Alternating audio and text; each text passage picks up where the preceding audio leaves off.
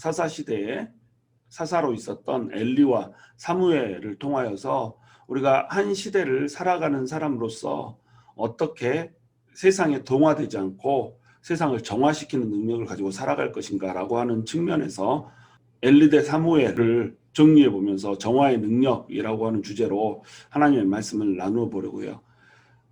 사사시대는 혼탁의 시대였어요. 하나님께서 이스라엘 백성들을 가나안 땅으로 인도하여 들으셨고 가나안 땅에서 하나님을 왕으로 모시고 하나님만을 섬기면서 살 수 있는 예배 공동체 그리고 하나님의 나라를 세우기를 원하셨어요. 근데 하나님이 약속한 땅에서 이스라엘 백성들이 살아가면서도 하나님의 백성들은 그곳에서 급히 그 주변에 더러운 우상 숭배의 문화들을 받아들여서 그들에게 동화되어 가고 있습니다. 그들이 하나님을 떠난 적은 없어요. 그들은 여호와 신앙을 가지고 있었어요. 그러나 그들은 여호와 신앙과 함께 다른 것들을 같이 가지고 있었던 겁니다.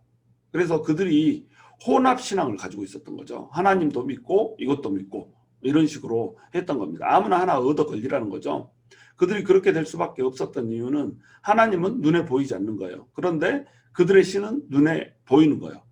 감각적으로 느껴지는 것을 믿는 거죠. 그리고 그들은 풍요와 번영을 바랬는데 하나님께서는 그들에게 정결한 삶을 요구하시거든요. 그들이 깨끗해지기를 원하고 그들이 하나님 앞에서 그들의 탐욕을 제하기를 원하신단 말이죠. 그런데 우상 숭배를 하면 이방의 신들은 그들에게 탐욕을 오히려 부추기는 이런 일을 했던 겁니다. 그래서 탐욕을 부추기기 때문에 자기의 정욕을 채울 수 있을 뿐만 아니라 탐욕을 자행하면서도 풍요와 번영을 준다고 하는 거예요. 그러니까 눈에 보이죠. 또 탐욕대로 살 수 있죠. 풍요와 번영까지 준다고 그러죠. 얼마나 좋겠어요. 그래서 그들은 풍요와 번영을 추구하느라 진짜 풍요와 번영의 근원이신 하나님을 버렸던 겁니다. 그래서 그곳에서 바알과 아스타롯을 음란하게 섬기면서 그들이 마치 풍요를 주는 것처럼 여기고 그들을 섬겼다는 거죠.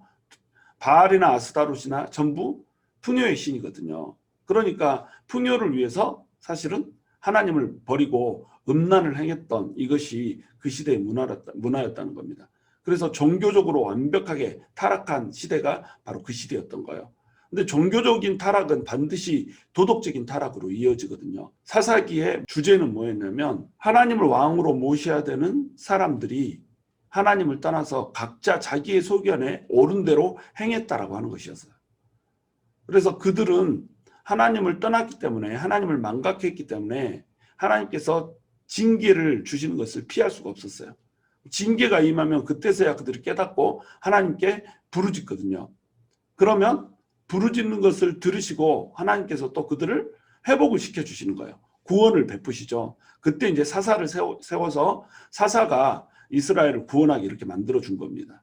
그러면 그들이 또 망각을 해요. 은혜를. 망각하고 나면 또 범죄를 짓죠. 범죄를 짓고 나면 또 부르짖어요.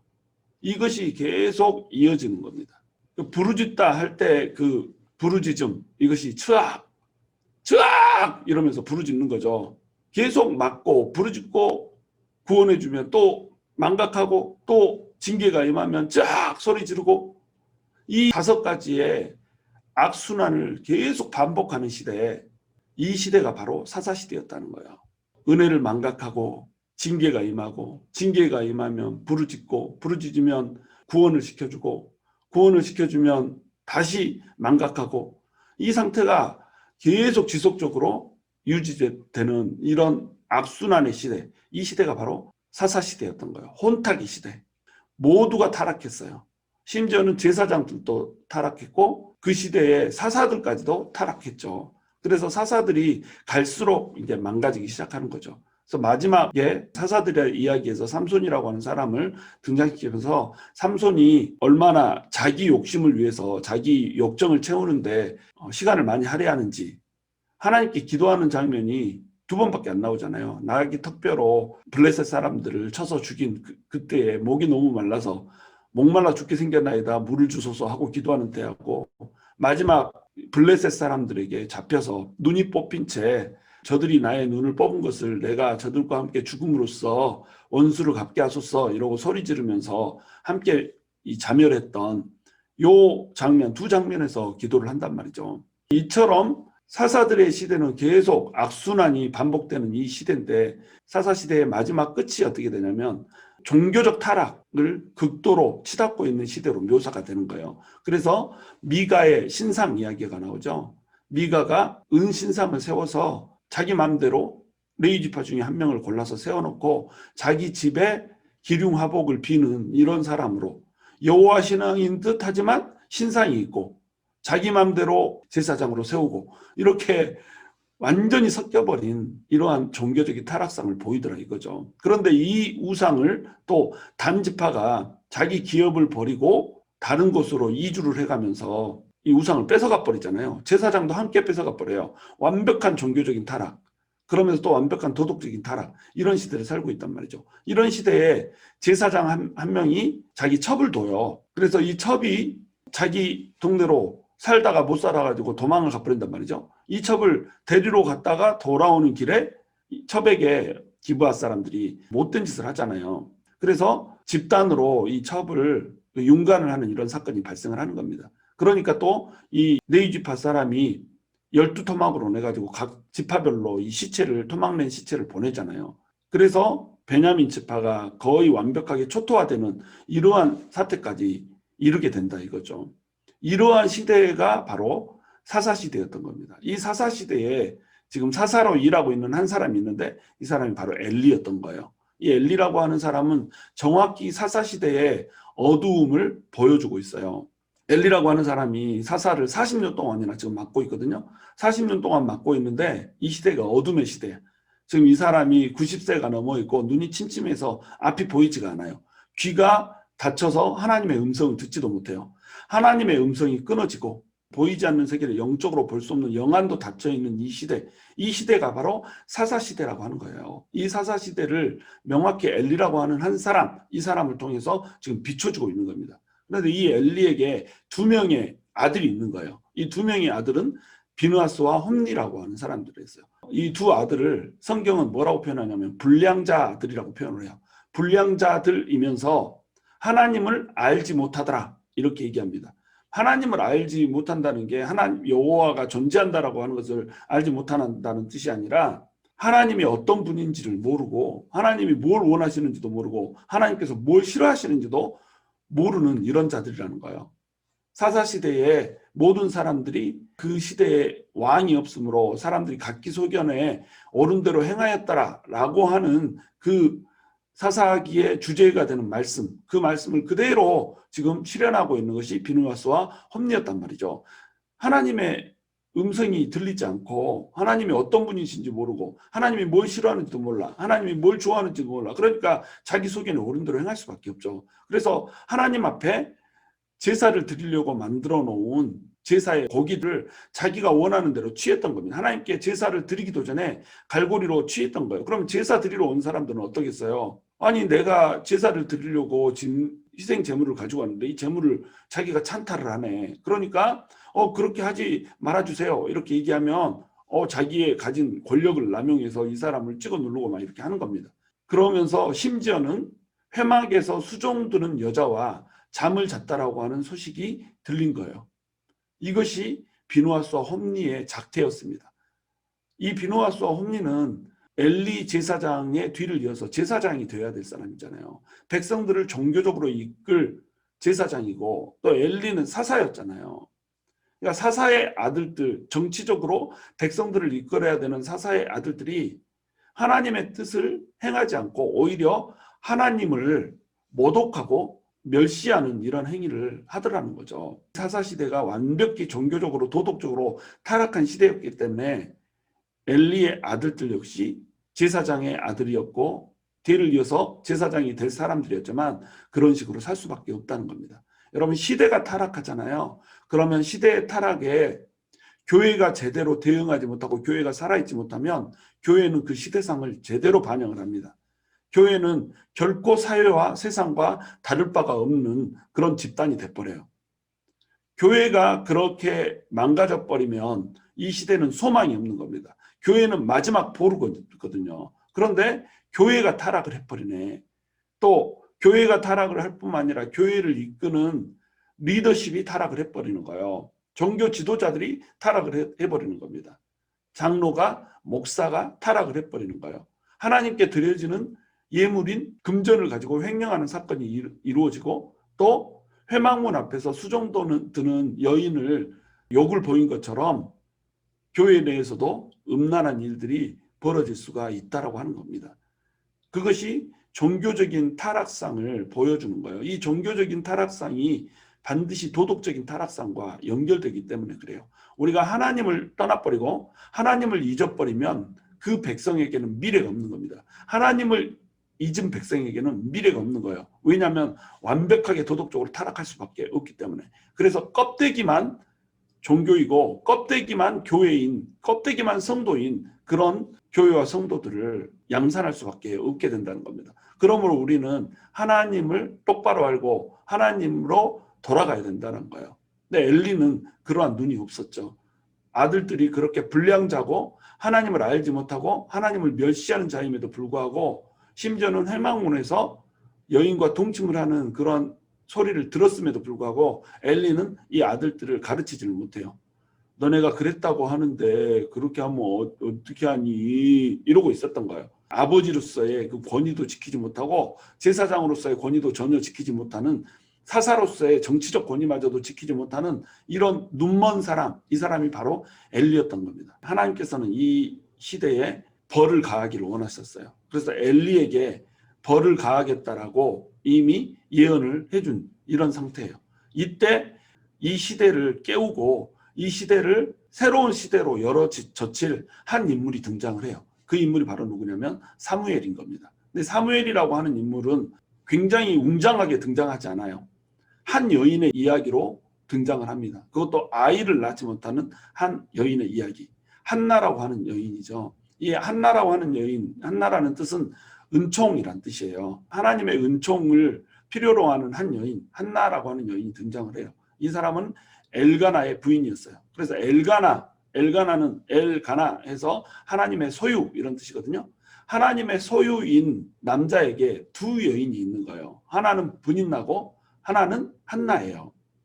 브닛나는 산호라는 뜻입니다. 산호가 바다에 있는 그 아름다움을 표현하는 그런 존재잖아요. 한 남자에게 세상의 아름다움을 추구하는 아내와 은혜를 추구하는 다른 아내, 이 두 아내가 있는 거예요. 세상을 추구하는 아내와 하나님을 추구하는 이 아내가 하나님의 소유에게 존재를 하고 있는 겁니다. 우리는 하나님의 백성이잖아요. 하나님의 소유잖아요. 이 하나님의 소유에 우리 마음속에 두 아내가 있는 거예요. 한 아내는 세상을 사랑하는 아내고, 또 한 아내는 하나님의 은혜를 사모하는 아내예요. 이 둘 중에 누구를 사모해야 되냐면 바로 은혜, 한나라고 하는 은혜를 사모해야 돼요. 엘가나는 한나를 사모했어요. 그런데 하나님께서 이 한나의 태를 닫아버리세요. 이 시대가 바로 그런 시대였기 때문에 그렇습니다.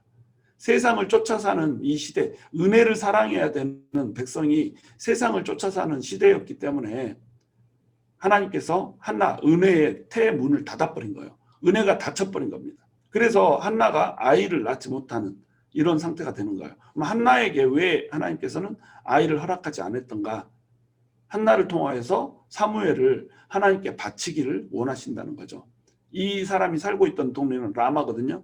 라마라고 하는 동네는 레위인에게 수여된 이런 성읍이 아니었죠. 근데 라마라고 하는 곳에 레위 지파였던 엘가나가 지금 살고 있는 겁니다. 그러니까 이 시대는 레위 지파가 한 성읍에서 살면서 하나님의 일을 하면서 분깃을 얻어먹는 이런 시대가 아니었던 거예요. 그러니까 미가의 신상 사건에 레위 지파 한 사람이 그냥 일자리를 찾아서 돌아다니고 유리하는 이런 상태에서 미가가 너 우리 집 제사장 해라, 그러니까 제사장을 하게 되는 이런 사태가 벌어지게 된 거죠. 그러니까 이 시대는 율법도 지켜지지 않아, 여호와 신앙도 제대로 지켜지지 않아, 제사장도 자기 자리를 지키지 않아, 이런 시대인 거예요. 엘가나가 어찌된 영문인지 라마라고 하는 레위 지파에게 소유되지 않은 땅에서 지금 살고 있는 겁니다. 그곳에 브닛나라고 하는 아내와 한나라고 하는 아내를 데리고 지금 살아가고 있는 거예요. 그런데 이 한나라고 하는 사람을 더욱더 엘가나가 사랑하여서 분깃을 2배를 주지만 한나가 늘 슬퍼하는 거예요. 자기가 사랑하는 여인이 슬퍼하니까 이 남자들은 여인의 또 눈물에 약하잖아요. 그러니까 나 하나로 부족하냐, 네가 아들 못 낳아도 괜찮다. 나로 만족해라. 이렇게 하잖아요. 근데 그 시대는 여자가 아이를 낳지 못하면 하나님으로부터 저주를 받았다고 생각되는 시대였거든요. 그런데 뭐 어떻게 남편으로 족하겠어요. 그래서 이 한나라고 하는 여인이 회막에 찾아가서 기도를 하는 겁니다. 그래서 하나님께 자기의 심정을 토로하는 거예요. 이 한나라고 하는 여인 역시 그 시대를 정확히 대별하고 있어요. 아이를 낳지 못하는 이스라엘의 상태, 열매를 맺지 못하는 이스라엘의 상태, 은혜가 끊겨버린 이스라엘의 상태, 은혜의 열매가 없잖아요. 이런 상태를 지금 한나라고 하는 여인이 지금 대별을 하고 있는 거예요. 근데 그 한나가 회막문에 나와서 하나님을 찾는다는 겁니다. 이스라엘 백성들에게 메시지를 주는 거예요. 너희가 나를 떠났다. 그러므로 너네에게 은혜의 열매가 끝났다. 그러므로 나에게 와서 찾으라. 나에게 와서 은혜를 구하라. 그러면 내가 은혜를 주겠다라고 하는 이미지를 주고 있는 거예요. 그렇게 해서 얻어진 아들이 누구냐면 바로 사무엘인 겁니다. 한나가 기도할 때 엘리라고 하는 사람 봐보세요. 엘리는 한나가 술에 취했다고 생각했어요. 너 어떻게 술에 취해가지고 회막을 찾아올 수 있냐. 한나가 너무 절실하게 기도를 했거든요. 절실하게 기도를 하면서 소리는 밖으로 내지 못하고 입으로만 딸싹딸싹 이렇게 기도하는 모습이 마치 술 취한 것처럼 이렇게 보일 겁니다. 그러니까 열정적으로 하나님을 찾지만 차마 자기 속을 소리도 내지 못한 채로 감추어야 하는 이 아픔을 간직한 여인이 바로 한나였다는 거예요. 아이를 낳지 못하기 때문에 그 누구에게도 말하지 못하는 아픔. 분인나가 또 막 질투를 하고 시기를 하잖아요. 엘가나에게서 사랑을 받고 있기 때문에 독차지하고 있기 때문에 한나를 굉장히 막 시기해가지고 막 쥐어뜯거든요. 세상은 은혜를 그냥 내버려 두지 않아요. 쥐어뜯어요. 그래서 막 쥐어뜯으니 견딜 수가 없던 거예요. 마음이 격동됐던 거예요. 그래서 하나님 앞에 자기 마음을 막 쏟아놓는 겁니다. 그랬더니 엘리라고 하는 사람은 또 와가지고 너 술 취해가지고 이러냐 이렇게 하고 있고 얼마나 마음이 아프겠어요. 내가 술 취한 것이 아니고 내가 이 아이를 낳지 못하기 때문에 고통스러워서 하나님께 기도드리고 있습니다. 이렇게 얘기를 하니까 너에게 아들을 줄 것이다. 안심하고 돌아가라 이렇게 얘기하잖아요. 이것이 하나님으로부터 온 음성인지 하나님의 음성을 듣지 못하는 엘리가 이때만 하나님의 음성을 듣고 하나님의 말씀을 대별했는지 아니면 지 마음대로 한 얘기인지 우리는 알 길이 없어요. 그러나 엘리 같은 눈먼 제사장이 하고 있는 영안이 막혀버린 제사장이 하고 있는 이 말마저도 한나는 그 말을 믿고 안심하고 돌아가요. 근심을 멈춰버려요. 이것이 한나의 믿음이었던 겁니다. 엘리에게서 떨어지는 말씀이 하나님으로부터 온 말씀인지 아닌지 이 말씀은 명확하지 않지만 한나는 이 말씀을 하나님이 주시는 말씀으로 받아버린 거예요. 이 한나를 통해서 아이가 태어났는데 이 아이의 이름을 사무엘이라고 지었던 겁니다. 사무엘이라고 하는 뜻은 사무, 듣다는 뜻이고 엘이 하나님이라는 뜻이거든요. 하나님께서 내 기도를 들었다는 거죠. 그래서 얻게 된 이름 사무엘. 이 사무엘이 이제 드디어 등장을 하는데 한나가 이 사무엘이 어느 정도 자라고 나니까 사무엘을 바로 회막에다 맡겨서 회막에서 일을 하게 이렇게 만들어요. 엘리를 사무엘이 섬겨서 수종 들게 이렇게 만드는 겁니다. 그래서 어린 사무엘이 계속해서 회막에서 살면서 하나님께 바쳐진 자, 하나님께 드려진 자로 지금 살아가고 있는 거예요. 한나는 사무엘이라고 하는 사람을 하나님께 아들을 낳으면 소원 드리겠다라고 소원을 했고 자기의 소원대로 사무엘을 하나님께 드리죠. 그래서 하나님께서 태의 문을 닫으시고 사무엘이 하나님께 드려질 수 있게 이렇게 했던 겁니다. 한 시대를 열어젖힐 한 인물이 아주 평범한 한 여인의 고통으로부터 시작을 하게 되는 거죠. 사무엘이라고 하는 사람이 이제 어린아이로서 회막에서 자고 있는데 하나님께서 사무엘을 부르시는 거예요. 사무엘아, 사무엘아. 그러니까 사무엘은 처음 하나님의 음성을 듣잖아요. 그래서 엘리를 찾아가서 제가 여기 있습니다. 저를 부르셨습니까? 라고 대답을 해요. 근데 엘리는 난 너를 부른 적이 없다. 하나님의 음성이 들리는데 엘리는 지금 자고 있죠. 정확히 엘리와 사무엘을 구분을 하고 있습니다. 엘리에게는 하나님의 음성이 들리지 않아요. 왜냐하면 엘리는 세상과 동화돼 버린 사람이거든요. 사사시대의 혼란을 그대로 경험하고 있는 사람. 이 세상을 정화시킬 능력이 없고 오히려 세상의 혼탁함과 같이 묻어져 버려서 녹아버려서 세상의 혼탁함 속에 자기도 혼탁하여져서 하나님의 음성을 듣지도 못하고 하나님의 보이지 않는 세계를 보지도 못한 채 영안이 닫히고 영의 귀가 닫힌 채 살아가고 있는 한 인물. 이 인물이 지금 엘리인 거예요. 하나님의 음성을 듣지 못하죠. 근데 사무엘은 하나님의 음성을 듣는 사람이 구분된 사람이었던 겁니다. 정화의 능력을 갖추고 이 세상을 하나님의 나라로 하나님의 세상으로 정화시킬 그런 사람이기 때문에 하나님께서 지금 음성을 들려주고 계시는 거예요. 사무엘이 하나님의 음성을 들을 만큼 정결하고 깨끗했던 겁니다. 그래서 사무엘에게 다시 음성이 들려요. 사무엘아, 사무엘아. 또 엘리에게 찾아가서 왜 나를 부르셨습니까? 이렇게 얘기하니까 엘리가 난 너를 부른 적이 없다. 가서 잠이나 자거라. 헛것을 들었구나. 이렇게 하죠. 또 사무엘이 자고 있는데 하나님께서 또 부르세요. 사무엘아, 사무엘아. 그러니까 또 엘리에게 찾아가요. 그랬더니 엘리가 이제 부르거든. 하나님이 부르시는 거니까 종이 여기 있나이다. 이렇게 대답을 해라. 이렇게 하죠. 그래서 드디어 이제 사무엘이 하나님 앞에서 하나님 내가 여기 있나이다. 이렇게 얘기를 하니까 하나님께서 이 시대를 종결시키고 새 시대를 열겠다는 말씀 주세요. 이 시대를 종결하는 것, 이것을 어떻게 시작을 하시냐면 엘리의 하나님 앞에서 망령되이 행했던 그들을 죽이는 것으로 시작을 하는 겁니다. 그래서 엘리뿐만 아니라 엘리의 가문을 전부 하나님께서 벌을 내리시겠다, 징계하겠다라고 하는 음성을 사무엘에게 주는 거예요. 사무엘은 지금 엘리를 주인으로 섬기고 있잖아요. 엘리의 시종이잖아요. 엘리의 시종으로 지금 살고 있는데 자기 주인의 가문이 망한다고 그러니까 얼마나 불편하겠어요. 근데 엘리가 와서 이제 물어보는 거예요. 나한테 숨기지 말고 얘기를 해다고. 그랬더니 사무엘이 이 얘기를 해주는 겁니다. 근데 이 얘기를 해주는 찰나에 한편에서 전쟁이 벌어지고 있는 거예요. 블레셋과 그때 당시에 이제 가장 이스라엘의 강한 대적이 누구였냐면 블레셋이었거든요.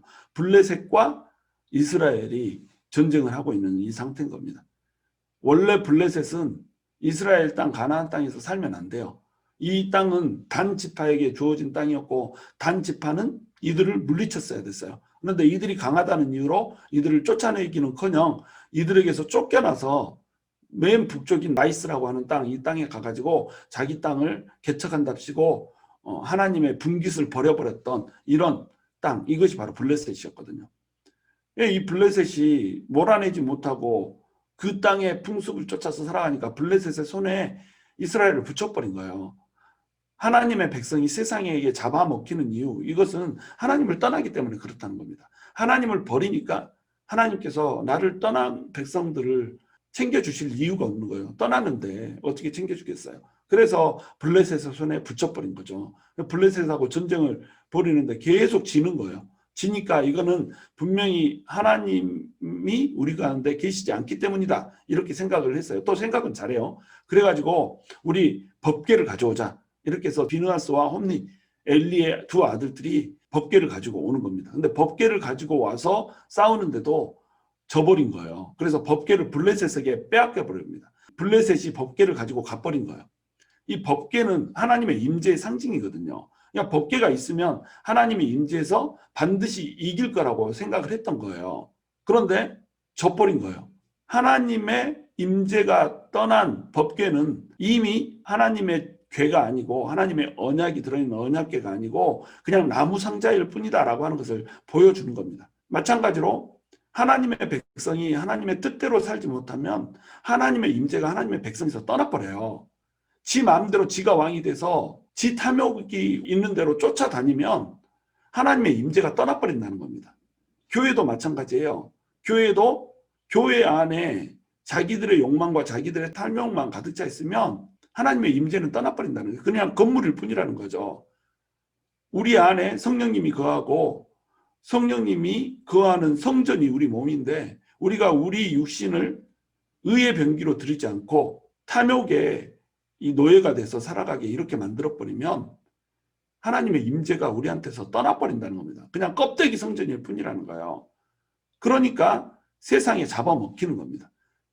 법궤를 빼앗겨버리고 비느하스와 홈니가 한꺼번에 그냥 죽어버리는 거예요.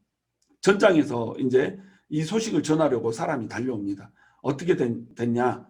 엘리가 물어보죠. 엘리는 그때 회막문 앞에서 의자에 앉아가지고 있어요. 나이가 98세라. 눈이 침침해서 시력이 어두워가지고 보이지 않는다. 정확히 엘리의 상태를 보여주고 이스라엘 백성들의 상태를 보여주는 거죠. 그런데 당신 두 아들이 죽었고 법궤를 빼앗겼습니다. 라고 얘기하는데 이 하나님의 궤를 빼앗겼습니다. 라고 얘기할 때에 엘리가 그만 쓰러져서 죽어버리는 거예요. 하나님의 임재가 떠나버렸기 때문에 하나님의 법궤를 빼앗겼잖아요. 그래서 하나님의 법궤라고 하는 단어가 떨어질 때에 하나님의 징벌이라고 하는 것을 보여주기 위해서 하나님의 법궤라는 단어가 떨어질 때에 엘리가 넘어져서 목이 부러져서 죽어버리는 겁니다.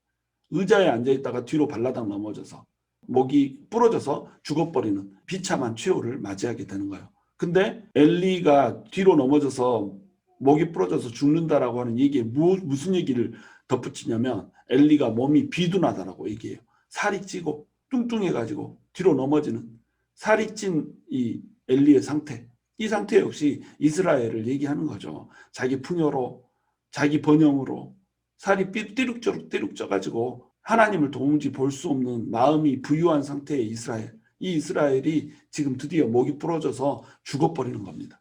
그래서 법궤를 빼앗겼는데 블레셋 사람들이 법궤를 가지고 가서 자기 신전에 모시는 겁니다. 자기 신전에 모신 이유는 우리의 신이 이스라엘의 신을 이겼다 이거죠. 그랬더니 다음날 아침에 일어나 보니까 신전에 있는 다곤 신상이 쓰러져 가지고 그냥 목이 댕강 날아가 있고 손가락도 잘려져 있고 막 이렇게 되는 거예요.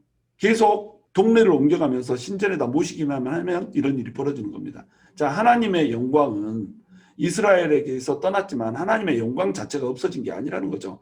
하나님의 영광은 그대로 남아있어서 모든 우상 신들, 이방의 신들을 목을 떨쳐내버릴 정도로 참 신이라는 거죠. 진짜 신은 누구라는 거예요?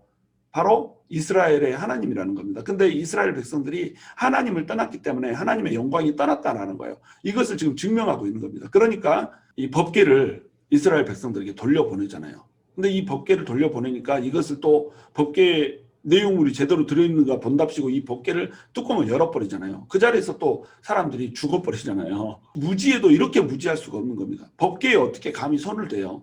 법궤에 어떻게 뚜껑을 열 수가 있어요? 일반 사람들이 법궤에 손대면 죽게 되거든요. 왜? 하나님의 임재가 있기 때문에. 그러니까 그들이 법궤를 손대는 순간에 그들은 죽어버려요. 정확히 그 시대의 상을 얘기하고 있는 겁니다. 하나님이 원하시는 것, 하나님이 가르치신 것, 하나님이 명령하는 것, 이것을 도무지 알지 못하는 이 시대에, 그러다가 멸망하고 죽음을 당하는 이 시대에, 이 시대의 아픔과 시대의 비극을 그대로 지금 나타내주고 있는 거예요. 바로 이러한 시대에 사무엘이 태어났던 겁니다. 그리고 사무엘이 하나님으로부터 소명을 받고 활동을 하고 있는 거예요. 이 시대에 엘리라고 하는 제사장, 엘리라고 하는 사사는 사사로 임명을 받았고 제사장으로 임명을 받았지만 자기의 소임을 감당하지 못하고 혼탁되게 그 시대에 동화되어서 오히려 그 자식들은 그 시대의 사람들보다 훨씬 더 타락한 존재로 지금 살아가고 있는 겁니다. 하나님의 택한 레위 족속이, 하나님의 택한 백성이 그렇게 살아가고 있는 거예요. 지금 이 시대도 똑같이 혼탁한 시대예요.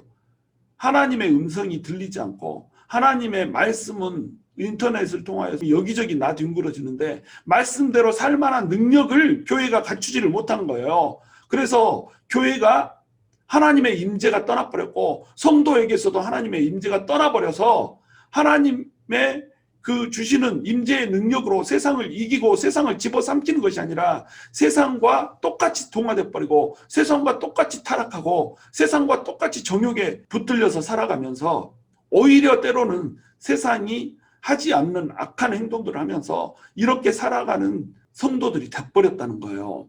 그러니까 하나님의 임재가 그들 가운데 있을 수가 없죠. 그러니까 하나님께서 그들에게 승리를 줄 수가 없죠. 하나님께로 돌아가지 못하면 승리가 있을 수가 없다는 겁니다. 그 시대에 이제 사무엘이 등장을 하는 거예요. 사무엘은 이스라엘 백성들에게 선포를 해요. 하나님께서 너희를 떠난 이유는 너희가 바알과 아스타롯을 음란하게 섬긴 이유 때문이다. 너희가 풍요를 쫓고 번영을 쫓았기 때문이다. 풍요와 번영이라고 하는 것을 쫓느라고 진정한 풍요와 번영의 근원이신 하나님을 버렸기 때문에 너희는 이렇게 패망하였고 법궤까지 빼앗겼으며 그 법궤에 감히 손을 대다가 하나님의 영광에 손을 대다가 하나님의 영광을 너희가 취하겠다라고 하다가 수많은 사람이 죽어버리는 이런 비극을 당했다. 더 이상 이 비극을 너네는 되풀이하지 말라. 그러므로 너희에게서 바알과 아스타로스를 제하라. 이렇게 명령을 때린 거예요. 그 전에는 제사장이 명령해도 사사가 명령해도 힘이 없었어요. 엘리는 아무런 세상을 정화시키는 능력이 없었어요. 그러나 사무엘이 엘리 제사장에게 하나님의 음성을 들려줬고 그 음성대로 엘리 가문이 망했다라고 하는 사실, 이 사실이 전파가 되게 된 거예요. 그래서 사무엘을 사람들이 두려워하기 시작한 거예요. 드디어 사무엘이 하나님의 그 정화의 능력을 갖춘 사람으로 서게 된 겁니다. 엘리 제사장의 두 아들이 죽고 엘리까지 죽을 때에 비느하스의 아내였던 사람이 해산할 때가 됐어요. 그래서 아이를 낳아요. 아들이니까 안심하여라 라고 얘기하는데 여인이 뭐라고 그래요? 하나님의 영광이 이스라엘에게서 떠나버렸다. 그러면서 그 아들의 이름을 이가봇이라고 짓잖아요. 이가봇은 영광이 떠났단 말이거든요. 하나님의 영광이 이스라엘에게서 떠나버렸다 이렇게 얘기를 하면서 멍하니 아들을 돌볼 생각도 하지 않고 이렇게 있는 이 상태, 하나님의 영광이 이스라엘에게서 떠나버렸어요. 그 상태를 정확히 지금 이가봇이라고 하는 이름을 통해서 얘기를 해주고 있는 겁니다. 그런데 이 이가봇을 전복시켜서 하나님의 영광이 떠난 이스라엘을 하나님의 영광이 다시 돌아오게 할 자, 이 자가 바로 사무엘이 있던 거예요.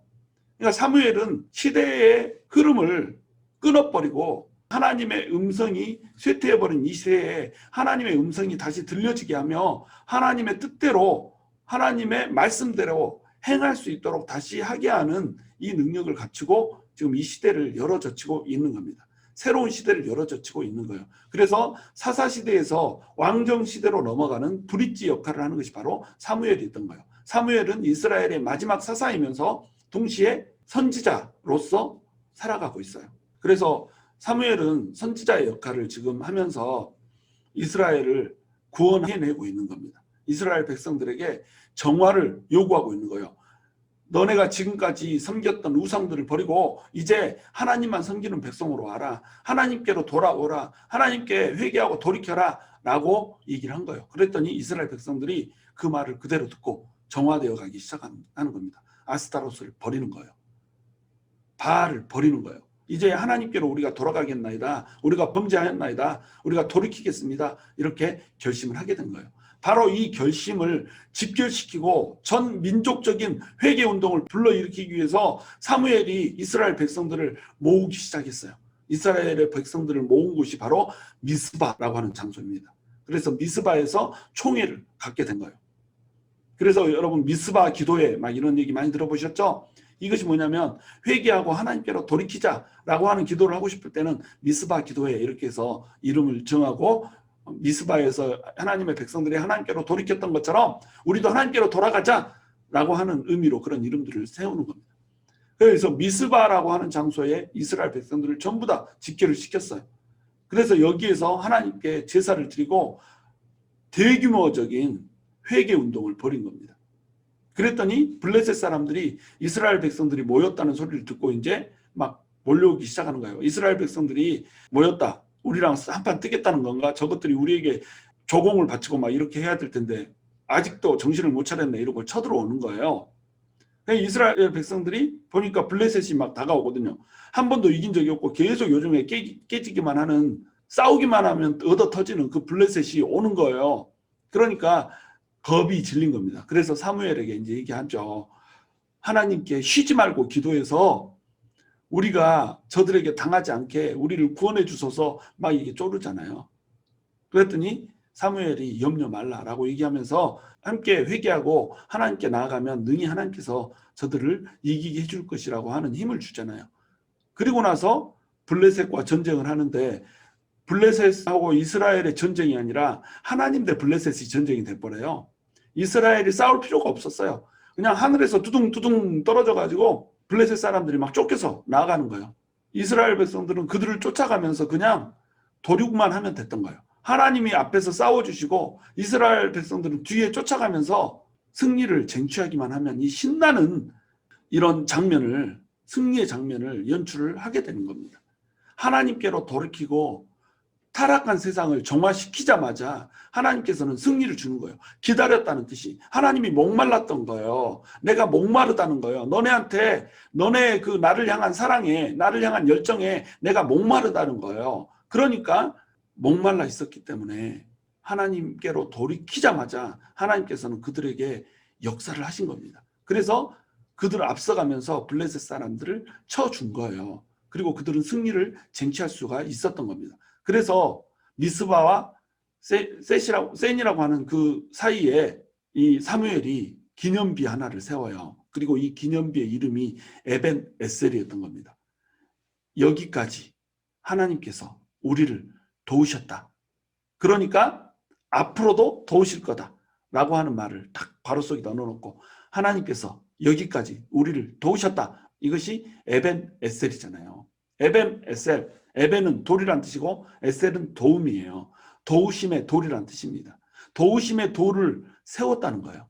하나님께서 도우심의 돌을, 이 기념부리를 세울 수 있게 해준 이유, 이 이유는 뭐예요? 바로 정화시키는 능력이었다는 거예요. 사무엘에게 하나님의 백성들을 정화할 수 있는 능력이 있었고, 이 정화의 능력이 있었기 때문에 엘리처럼 패망하는 자리에 서고 엘리처럼 동화되는 자리에 서는 것이 아니라 하나님의 백성들을 승리하는 자리로 이끌 수가 있었던 겁니다. 이 에베네셀이라고 하는 그 돌이 세워져 있는 것을 볼 때마다 이스라엘 백성들은 우리가 하나님께로 돌아가면 우리가 살 수 있구나, 우리가 하나님께로 돌이키기만 하면 하나님께서는 도우시는구나 라고 하는 것을 발견할 수가 있었던 거예요. 여기까지 하나님께서 우리를 도우셨고 우리에게 승리를 주셨구나 라고 하는 것을 발견할 때마다 그 추후에도 하나님께서 승리를 이때 주셨기 때문에 이후에 삶 속에서도 하나님께로 돌이키기만 하면 하나님께서는 우리에게 승리를 주시는 분이시구나, 이 기념비를 세웠다는 말이죠.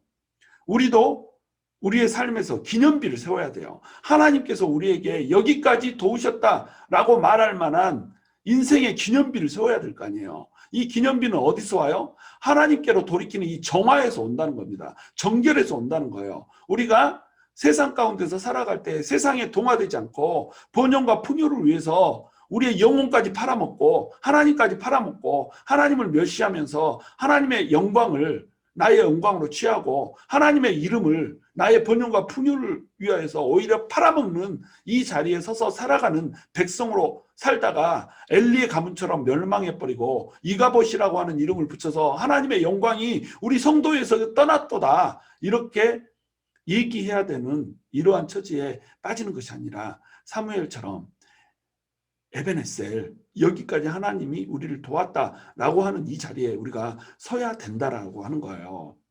하나님의 백성들이 얼마나 하나님을 떠나서 타락하게 삽니까? 자기 멋대로 살다가 일주일에 한 번 교회에 나와요. 그래서 예배 드려요. 그리고 나면 예배 드렸기 때문에 나는 하나님의 백성이라고 자부를 하고 하나님의 자녀라고 자부를 해요. 하나님의 백성이고 하나님의 자녀이기 때문에 하나님께서 당연히 나에게 풍요를 주고 나에게 번영을 줄 거라고 생각해요. 모든 목적이 나의 번영이고 나에게 풍요예요. 하나님의 영광에는 아무런 관심이 없어요. 하나님의 나라에도 아무런 관심이 없어요. 하나님을 위해서 어떤 섬김을 해보거나 하나님을 위해서 내 삶의 일부라도 드려본 적이 없어요. 꽃 한 송이 하나님의 제단에 바쳐본 적이 없어요. 그러면서 나는 일주일에 한 번 나와서 하나님께 예배 드리기 때문에 내 인생이 순풍에 돋단 것처럼 평탄하게 순족하게 갈 것이라고 기대를 해요. 그러다가 그 기대가 충족이 되지 않으면 하나님께 원망해요. 왜 하나님 나를 내버려 두시냐고, 왜 하나님 나를 떠나셨냐고, 왜 하나님 내 기도를 들으시지 않느냐고. 언제 기도했어요?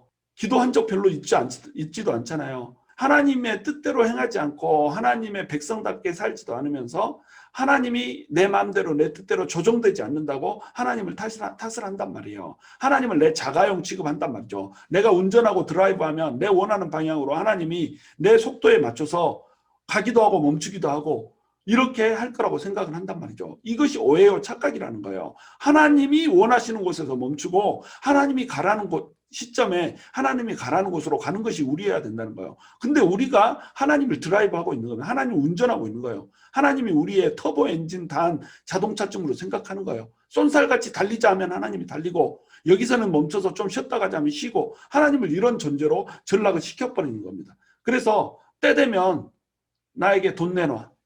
때 되면 내 자식 좀 성공 좀 시켜줘봐.